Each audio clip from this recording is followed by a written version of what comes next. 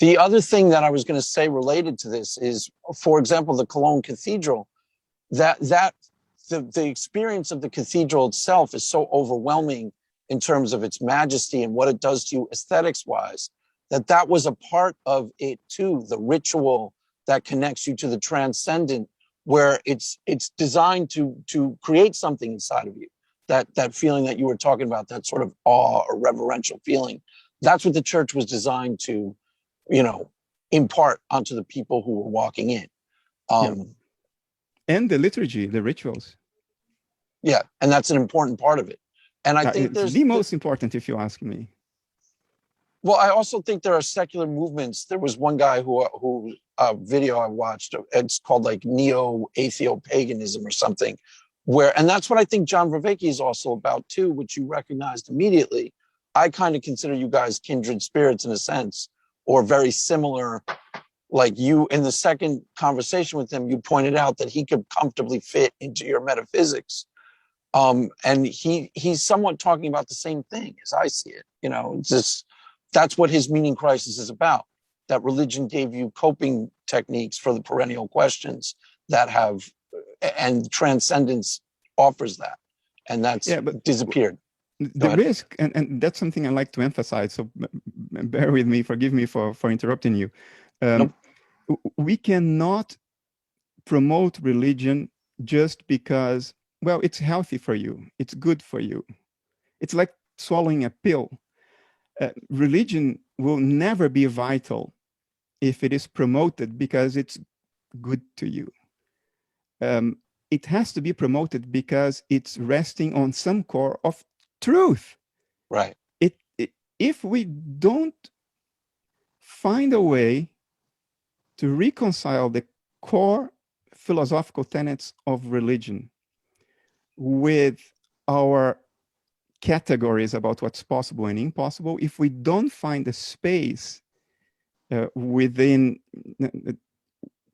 what the intellect allows to be plausible, if we don't find a space, a safe space for the core of religion, that we can truly and honestly and sincerely say, this is true, then it will not have the effect it's supposed to have. In other words, religion cannot be a technique for self-deception just because you feel better and you live longer. No, then it's not religion. Right. That's you gaslighting yourself. Yeah, it has. Our whole relationship with transcendence has to be based on plausible truth. Otherwise, it's just self-deception, and then it's some Harris Buddhism. It's just a technique to feel better. It doesn't have a bearing on meaning. That's exactly where you come in with mind at large, because the thing that sinks Christianity a lot for the skeptics is that there are metaphysical claims of Christianity that they're not willing to sign off on. And then they'll read the Bible and they'll go like, okay, I don't believe Jonah lived in a whale. And they'll kind of miss the point of what you're talking about, which is the transcendent core of it, which I think is the real beating heart of religion. And it seems like that's exactly what you think is too. Yeah, I mean, look, the Bible starts off fantastically already. The story of Genesis, it is so pregnant with metaphysical meaning and symbolism. It is profound. It speaks of the origin of our current state of consciousness, this metacognitive state of consciousness, dissociated, fallen from paradise. And remember, the devil fell first, was the first one to fall. I find it amazing. And what we forget is that, when the Jews exiled in Mesopotamia 2,500 years ago, wrote the Old Testament, they were inserted in a culture in which this schism between literal and symbolic truth didn't exist. People communicated through metaphor and simile. That was all there was. The invention of literal truth, you could say, maybe it started around the Renaissance in the West or in the Enlightenment project. It's a question of 2 centuries, more or less. but not 1,000 years ago. It's a recent, relatively recent Right. invention of the intellect. It's separation between what's literally true and what is only indirectly true through metaphor, simile, or analogy, but could better be said literally. Now, this is a modern invention. It was not the reality of the writers of the scriptures. So the easiest way to get rid of religion is to turn it to a straw man, is to read the Bible literally and then say, you see, it's self-contradictory. And it is. The Right. four gospels are different. There are many internal contradictions in the Bible, but they are not true contradictions because they are written in symbolism. And symbolism is a way of projecting something that is way beyond our capacity to understand onto a surface that is amenable to understanding. So you can think of it as seeing the shadow of a cylinder on a white wall. You don't see the cylinder, you only see the shadow. Now, in one way of looking at it, the shadow is rectangular. In another way, the shadow is circular. And you might say, oh, the rectangle contradicts the circle, so religion cannot be true. No, no, it can, because it's talking about this cylinder in 3 dimensions, not the 2-dimensional shadows or projections. So you burn a straw man of religion and you beat your chest as a great intellect and you say, my job is done. That's Right. But Richard you've Dawkins, actually, but one you've of the actually, most mediocre intellects to grace the airwaves. But anyway.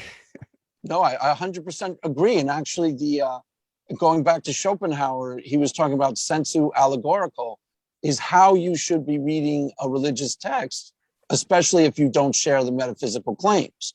Because it wouldn't have even occurred to them back then to say, well, did Jonah really live in the whale for 3 days?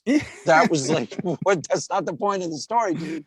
You know, there's a symbolic core is what the story is trying to communicate, which is what it is actually about. And you know, yeah, they're being as dumb. That's what I point out a lot is that the four horsemen read religion as if they are fundamentalist Christians, and they're not. So there's like, what are you doing? You know, you're just trying to defeat it. Well, no, it's that's the way to look good, you know, to beat your chest and say, I won, I wiped the floor with the opposition.